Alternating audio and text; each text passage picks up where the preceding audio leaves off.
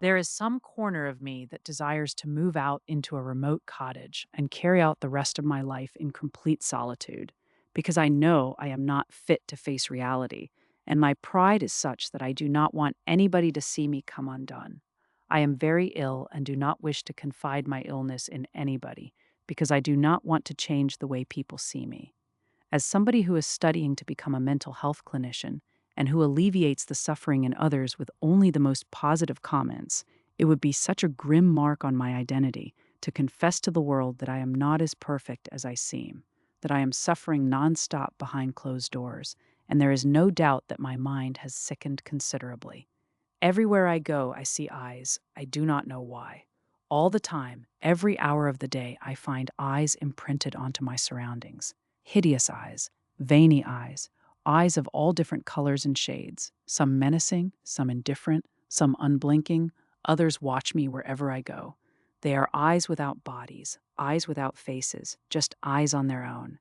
Bodiless eyes wait around every corner, under every bed, inside every room, behind every door. There is no explanation except that I am hallucinating and have been for 5 months now. I see eyes everywhere, in my cereal, on the walls, in my skin, at the shops, on the backs of people's heads. Eyes are in every book I open, in every bathtub I step into, at the bottom of every cup I drink from. Eyes globular, eyes cross-eyed, eyes fluttering, eyes shimmering, eyes revolving. When I saw the eyes for the first time, my stomach turned to water, and I lost my appetite for 2 days. The eyes have gradually grown in numbers, and they are tightly arranged on every flat surface, looking back at me.